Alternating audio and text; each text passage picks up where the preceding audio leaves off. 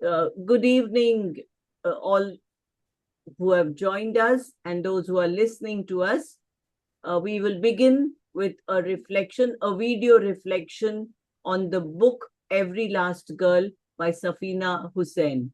We are almost at the fag end of this book, and we have read about all the struggles that Educate Girls has gone through, and we are fascinated by the way they have actually overcome their problems and taken education to the most remote areas of Rajasthan and brought girls to school, girls from families which never ever thought it was possible for them to send their daughters to be educated. So, a big um, applause for Safeena Hussain and her team for having done this incredible work of bringing education to the rural girls, and best of luck to her to spread this movement across the country. So here we have a reflection by one of you. Akanksha Rai has sent us a beautiful video reflection. Let's listen to that, Manisha ma'am. What if networking starts with a book? Yes, you heard it right. This is one of the reasons why I started joining the Thoughtful Thursday readings at GSA. It is a place where readers come together to share ideas, exchange perspectives, and learn from one another through books and discussions. Right now, we are reading Every Last Girl by Safeena Hussain, a book that highlights the importance of girls' education and the efforts made to create better opportunities for them. What I enjoy the most is that there is no pressure to be an expert reader. You can just simply join, listen to the reading, reflect, and share your thoughts if you like to. The session is open, free to all, and accessible from every corner of the world. So, if you are also a book lover, like meaningful conversation, or want to interact with people through a common interest, give Thoughtful Thursdays a try. Your next connection might just begin with a book. Thank you. That was wonderful, Akanksha. Thank you for that. And you What spoke if networking so starts well. with a book? Yes, you heard it I right. think This is Manisha one is of the reasons replaying. why I started joining the Thoughtful Thursday readings at GS. All right, here we are. Thank you, Akanksha, once again. That was very, very well spoken. You articulated whatever you really felt, and you articulated it so clearly. So, thank you for that. And yes, I wish more and more people would have the enthusiasm that you have for reading and for knowing about books, and for listening to us as we read every Thursday. So let's carry on with this chapter where we stopped. Manisha ma'am has been kind enough to give us a bookmark. We are, I think, on page 216 of the book, and we shall begin with what she has just spoken about, uh, where she is and what she has actually tried to convey to all the readers is this: we left the village feeling that Ganaki was an inspirational young woman. She was making sure that she had education, mobility, and knowledge. As she left her veil at home and looked out on the world, she perhaps had more choice: the voice to delay her marriage, complete her studies, and perhaps fulfill her dreams. Evidence supports the fact that she will be healthier, maybe happier. She will educate her children, stand up to discrimination and abuse, and we hope become a leader and a role model for others. Completing fifth grade was not enough, nor eighth or 10th. Even a 12th pass qualification was not enough education for this strident young woman. Ganaki's BA and potentially MA will set a precedent for other girls in her village, and perhaps she will turn the page on a better future for herself and her friends and neighbors for many more girls, and perhaps even every last girl. So we have come almost to the conclusion of this book that we are reading. The book may finish, the story may come to an end, but I'm sure the spirit that Educate Girls has shown, the spirit that Safeena Hussain and her team have shown in their commitment to take education to the rural areas of Rajasthan and Madhya Pradesh and other states will carry on. So let's see, what does she describe as the path ahead? 18 years ago, I started Educate Girls out of a pistachio-colored house in a quiet residential area near Phalna, Rajasthan. Today, we have expanded to 4 states with multiple offices and plans to reach 7 more states in the next 5 years. Over these years, we have entered 30,000 villages, areas with the most critical gender gaps in education. There, along with the local leaders, our army of gender champions, Team Balika, we have changed mindsets and brought over 2 million girls back into the classroom where they belong. And yet, while telling this story, I have left out something vital: the quality of the education received by our girls and their fellow male students once they enroll. It is a question we face all the time. What is the point of enrolling a girl into school if what she then learns is irrelevant, unengaging, and of poor quality? It is a fair question. The truth is, we have worked just as hard to ensure that the curriculum and teaching practices inside the classroom are as transformative as the journey was to get there.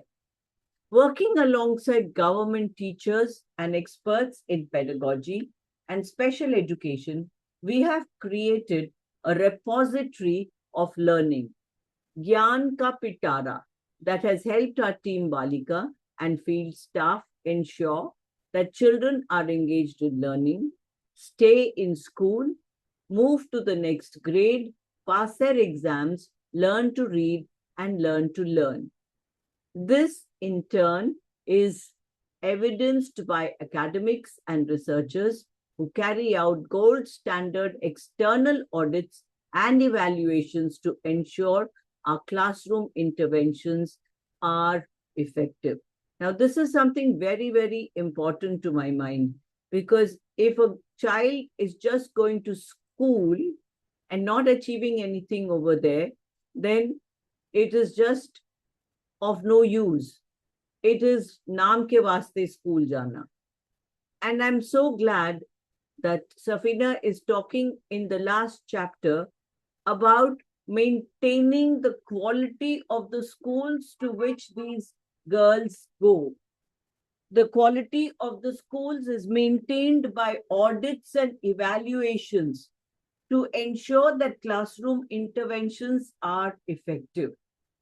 And I can tell you that a lot of schools, good schools in urban areas, the so-called progressive schools, also perhaps may not have stringent audits or evaluations happening. There cannot be probably any standards except for the results that they show, which are the board results, for which they may or may not be able to take all the credit.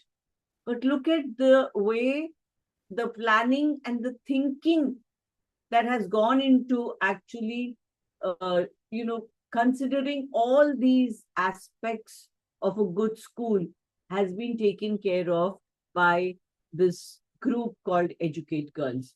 So let's see, how do they do this gold standard external audits? The results speak for themselves. We have a measurable positive impact on foundational literacy, and numeracy for children who are very often first generation learners. Through rigorous evaluation, including randomized controlled trials, similar to those used in the healthcare sector, we have seen out of school girl numbers drop dramatically with more girls entering classrooms. Children in third, fourth, and fifth grade are gaining the equivalent of an additional year of learning, an extra year they would previously have missed out on. They are staying in school and developing vital life skills. We have also tracked our work with young boys. They too have been counted and enrolled.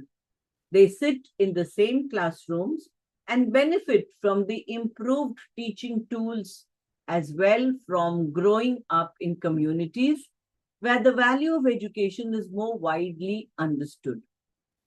Our numbers are large and our evidence is strong, but I keep coming back to the stories. More than anything, this journey has taught us profound lessons about out of school girls, who they are, where they are, what holds them back, and how we can help bring them into school, sometimes for the very first time. We have discovered that most out of school girls live on the margins, in remote villages, in poor households, from lower castes, and owing to the near universal preference for sons, surrounded by gender bias in every aspect of life. We have learned how to identify hotspots where the numbers of vulnerable girls are disproportionately high. We have learned how to shift mindsets in such communities by building teams of hyper-local village-based champions who ultimately become our Team Balika volunteers. We now understand that mindset change does not happen when you tell people what they should be doing. It does not happen with presenting data and statistics. Those numbers may guide us, but they mean little to the girls or their families. Nor does change happen through information overload or when you parachute in from elsewhere to deliver a message. Real change comes from the right messenger. In our case, that messenger is a Team Balika volunteer, someone driven by purpose from the village and of the village.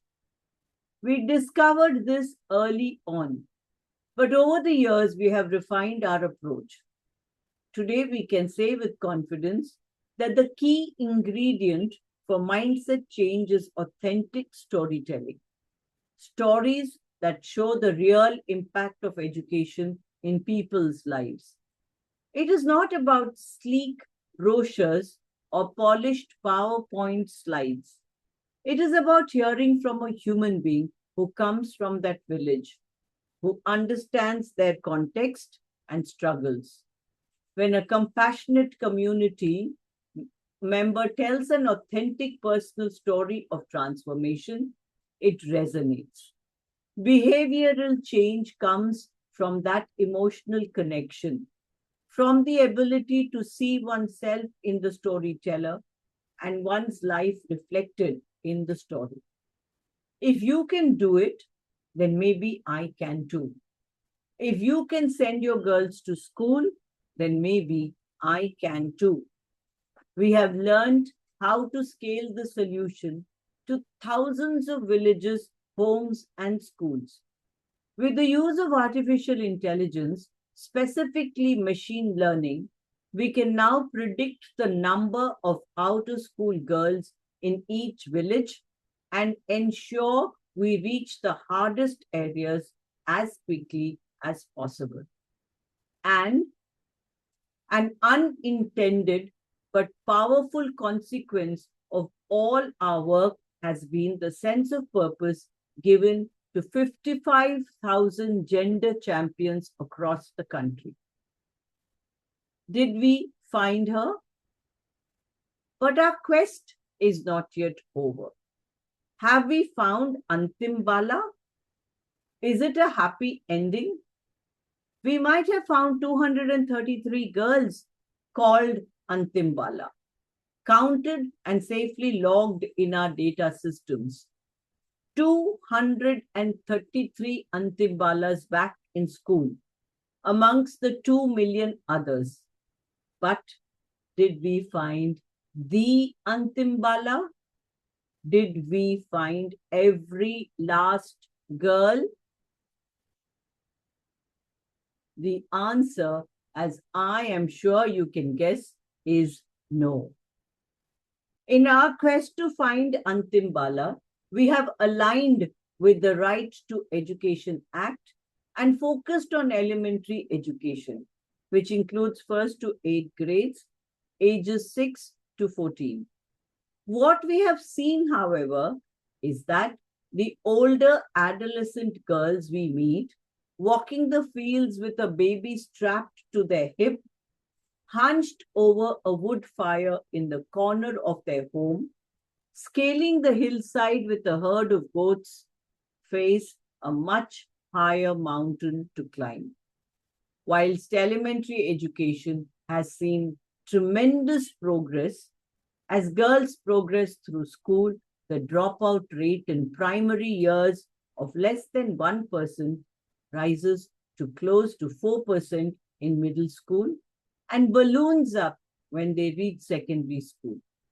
So much so that close to 40% of girls in India are destined not to complete the 10th grade. What does this mean in the life of a girl? I had my own education story to look back on, the hurdles I had to overcome. I managed to avoid an early marriage and return to school. Yet, I had little idea how being excluded from the 10th grade impacted girls until I met Pooja. Pooja is a 19-year-old I met in a village in Jodhpur district during a field visit in mid-2024. When I asked her name, she immediately looked down, her eyes filling with tears. It took a lot of courage for her even to tell me, her first utterance so quiet that I had to ask her to repeat it. Slowly, she opened up. She told me how she had wanted to study but could not. She got married very young and moved away from her home district to live with her in-laws. With great difficulty, she explained it was not a good marriage. Her husband was abusive, and her in-laws blamed her for his alcoholism and violence. Eventually, she could not bear it any longer and returned to live with her parents. Pooja had dropped out of school in 9th grade because of her marriage. She would have been 15 then. Now she wakes at 3 a.m. every day and goes to the vegetable market where she unloads delivery trucks, sacks of onions, baskets of leafy vegetables and herbs, all hoisted down from looming vehicles. It is good that she is tall, for it is back-breaking work. The trucks arrive before sunrise, and it is Pooja's job to deliver the produce to the shops, back and forth in the near dark. By 8 a.m., she returns home to cook, clean, and fetch water. By early evening, she's back at the market again, cleaning shops and sweeping the pavements, strewn with onion peelings and trodden coriander leaves from the day's trade. Once the market closes, she returns home to do more chores before collapsing to sleep. After barely a few hours rest, it is 3 a.m. again, and the cycle begins anew. Exhaustion and resignation colored her voice as she told me her story. Ye meri zindagi hai, she said. This is my life. From today till the day I die. She had no hope that anything would change. Pooja desperately wants to go back to education. She longs to study more. But with the gap in her schooling, she is no longer eligible for the formal education system. Her only option is distance education through the National Institute of Open Schooling. But enrollment and exam centers are only in urban and peri-urban areas. For a girl like Pooja, for whom the nearest town is a costly bus ride away, it is simply too expensive. It would cost thousands of rupees to enroll, money she does not have, and that neither her parents nor her in-laws will pay. If Pooja could complete her 10th grade credential, the equivalent of a high school diploma, the world would begin to open up. This qualification is the bare minimum for an entry-level job. The minimum requirement to register for 60 to 70% of skill and vocational courses, and in some places, even the minimum to secure a formal bank loan.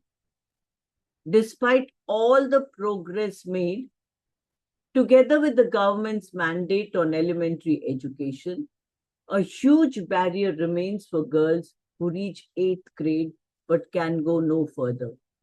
It leaves them just short of life opportunities. 8 years of education is, of course, a gain, but it is not enough to open the doors to a better life. Now, how sad is that? Okay, so, so much struggle, get them primary education. The RTE Act also makes it compulsory for primary education, and they study sometimes till class 5, sometimes till class 8, mostly till class 8. But after that, again, it is the same fate as she's talking about, as this Pooja that she's talking about. So imagine that's why she says, have we actually been successful in meeting every last girl's needs? Have we reached the Antimbala is the question that she has asked. So it's a question that we all need to actually consider when we talk about, हाँ पढ़ी लिखी हूँ, 8वीं class तक पढ़ी हुई हूँ, but वो 8वीं क्लास की पढ़ाई किस काम की? This is the question that really should be posed to the government. Why can't it at least be till class 10? And they say that they finished their education till class 10. I think a thought that needs to be probably spread out.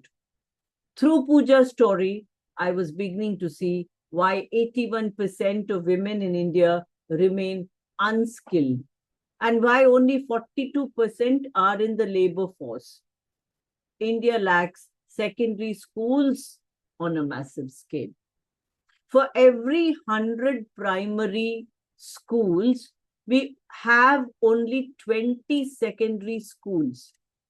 In the early 2000s, the primary challenge was mindset and aspiration. At the secondary level, it is infrastructure. The schools simply do not exist in sufficient numbers for girls living in poverty. Even if families want to send them, they cannot. Back before the Right to Education Act, there was reluctance, an absence of ambition that every child could or should go to school. The number of out-of-school children seemed daunting, even insurmountable. But with the government's will and grassroots efforts, a generation was moved into classrooms. I hear echoes of that old reluctance again.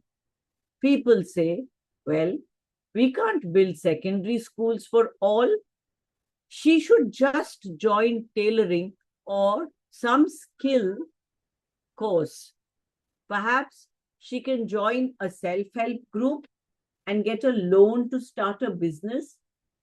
Since there are barely enough jobs for men, she should forget about studies and employment.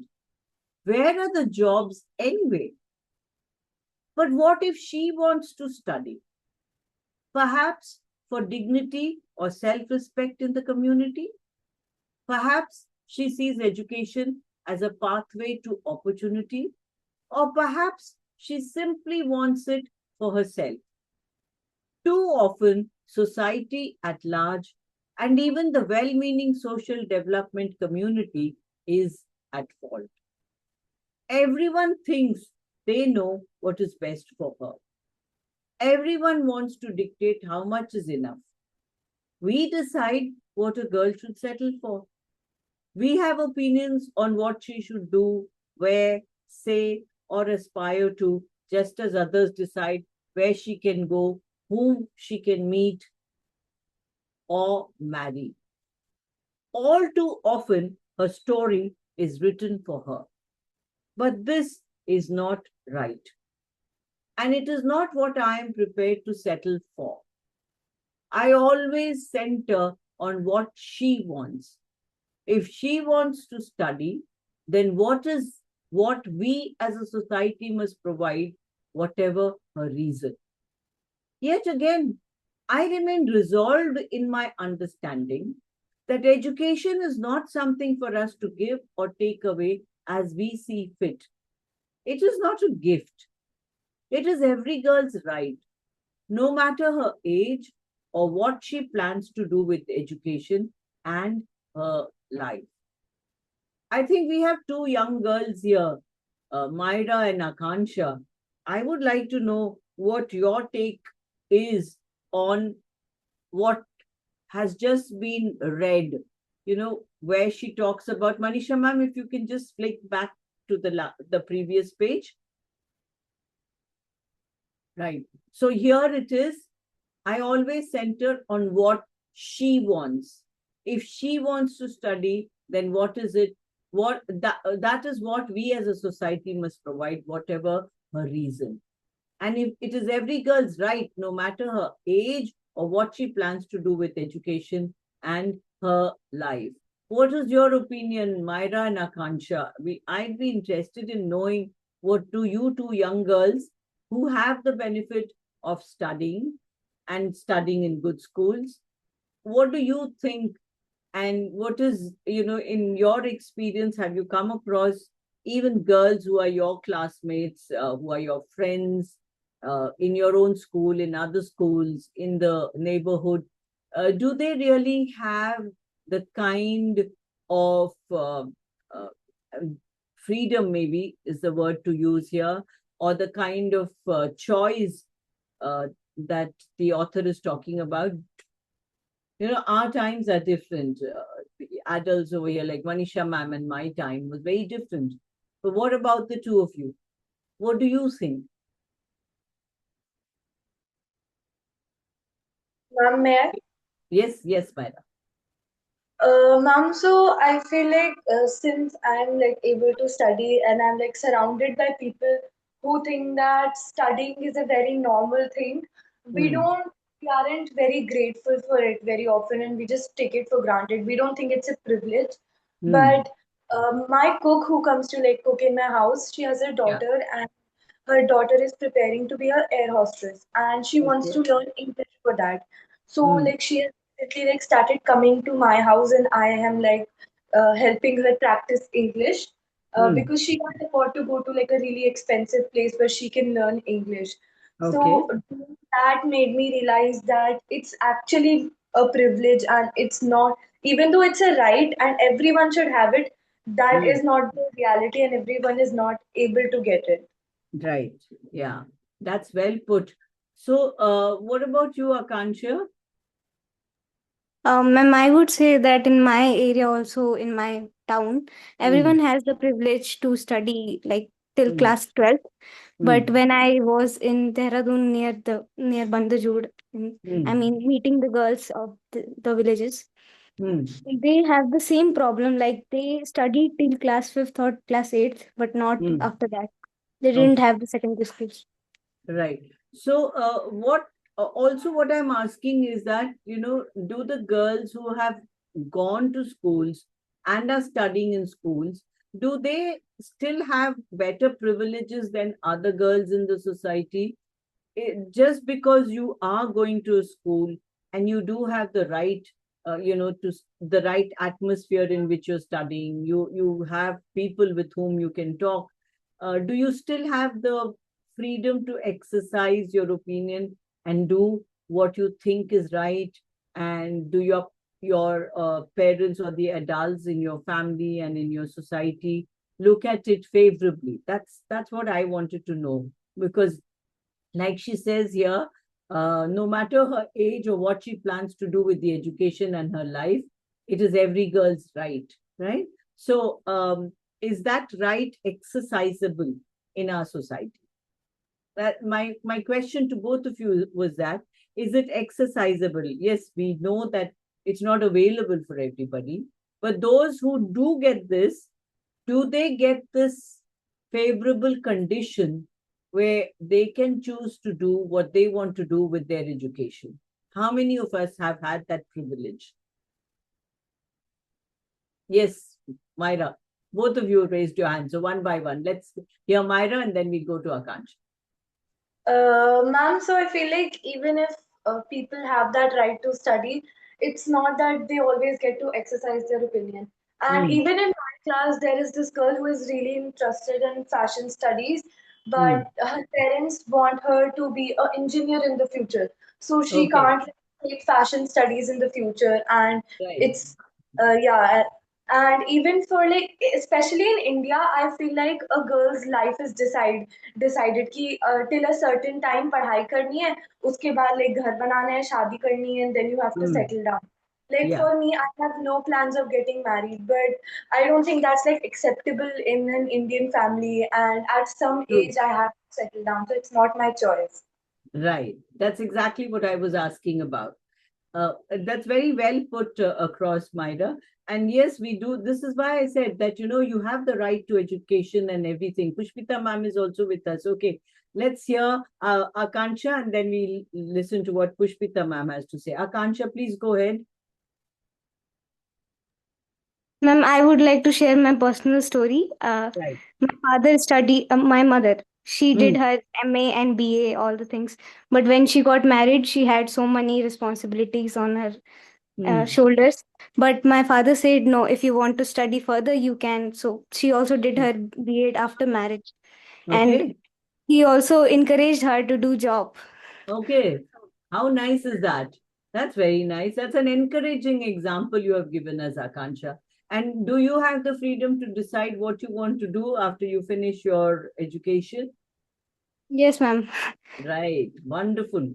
Yes, Pushpita, ma'am. Good evening, ma'am. Good evening to everyone. Ma'am, am I audible? Yes, you are. Carry on. So, ma'am, I think it's more about, the background and the mindset of the family that decides the future for the girls, because some of them are, in a favorable position and their family backs them even after they get their education, they have the right to choose. But it is not available for everyone, like Myra pointed out. Yeah. And even when I was teaching in my last school in Delhi World Public School, that was in Greater Noida, there Hmm. were some girls who were really very good at studies, but they would tell me that, ma'am, after 12, the Hmm. family has already, they have someone in mind Hmm. and the prospect has already, they are already engaged and she's going to get married. Right. Yeah. So it depends on the family, I believe, and the kind of mentality that they have Absolutely. towards girls' education. So everyone is not as fortunate, and Yeah. I think That's true. still a lot needs to be done to And sadly speaking, accept. I also have started believing that a lot of people look upon a girl's qualifications as a credential for her to find a good husband. So they do flaunt this also by saying that she's not only done her schooling from a good school, she's convent educated, she's also done a professional course, and she can she can earn money for you, And this kind of talk also happens. So it's, people who are also talking about, okay, we want to, we don't want your daughters to get anything when they get married to our son, but then she should continue to work.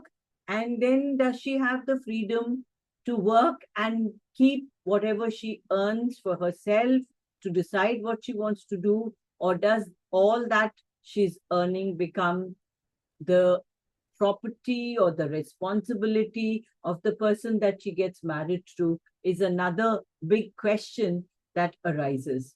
So there are a lot of dilemmas in the education scene in our country, but then we have just kind of, with organizations like Educate Girls, I think we've just broken certain barriers. We've just started a lot of work that yet needs to be completed. It's marathon race that we have to run, and we've just started. So that's what is something that we can all think about. And if we can all see, how does one reach out to these people and try and see how one can become a part of not the program itself, but at least build an awareness of the necessity of educating the women, the girls, and allowing them to have or to exercise some amount of freedom. I think that's very, very essential that we start thinking about. So we have a little more of this chapter to finish the next mountain. But how many minutes do we have? Manisha, ma'am, we have about 4 minutes to go. Ma'am, hardly a few pages are left and the book will be over, so we can complete this. So no, we don't complete it this week, the book. We'll hold on here. And next week, my pursuit of trying to get Safeena is still on. So next week, maybe we'll just have about 10 minutes of the book to finish. We should read that and try and get her to speak to us, so we can conclude it in a proper way and not rush through it in the next week. Sure. And we can go through some of the examples that we came across at the beginning of the book. So my request to all of you would be to try and recollect some aspects of the struggle that Educate Girls had to go through. And if you could just jot down what is it that left an impression on your mind, and is there something that each one of us can kind of do, or send a message to the author. I think these are the things that we could discuss in the next reading session next Thursday. And we'll see how we can collate all of this and send it back to the author. And if we can get her, nothing like it. My effort shall be on. Is there anyone who wants to say anything before we close this evening session? Manisha ma'am, or anyone else? No, ma'am, actually, this book is an eye-opener because Yes, we all have studied and we are also from the families where our parents and everyone has got a good education. right. So, yes, I was actually seeing a couple of people, those who are not educated, but the challenges which they had, or what all they have come across, their willpower to study, but they were not getting an opportunity. It Yes. actually strikes and it really makes us think in a very different way. Because initially I used to think they don't want to study because they are getting lazy, but the story is something very The different. stories are very different. Very different. Yes, So my I perception agree and the with you. stories are actually I agree with you that it's really an eye opener, the way these examples have brought to us, and the kind of mindsets that are exposed to us is something that we all who have not grown up in these rural areas, who have been privileged enough to be in urban areas or in schools where this kind of a situation is not present, we cannot even imagine what the condition is like in these homes and in these places. Oh, good to have Sandeep sir also join us. Yeah, I heard your whole story.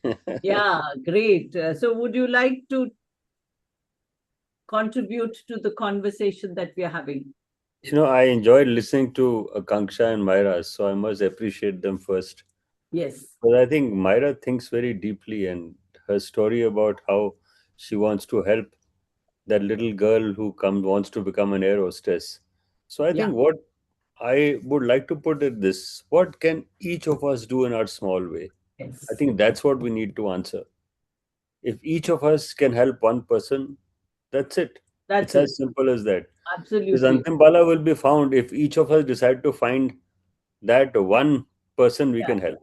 Absolutely. That's my only humble request to everyone, that Yeah. find that one person you can support. Just one person. Don't even go far. True. Yes. So let's spread this word at least, you know. I mean, after having read this book, I've been talking about the book to quite a few people who are not part of our reading group, but at least suggesting to them that just see the other side of the world. It's very different, and you will understand what it is all about. All right. Thank you everyone for joining us this evening, and we shall conclude the session today. It's 6:15, and we shall meet next Thursday. Thank you. Thank you, Sandeep, also for joining us. Thank you and bye. Thank you, ma'am. Bye-bye. Take care. Bye, everybody.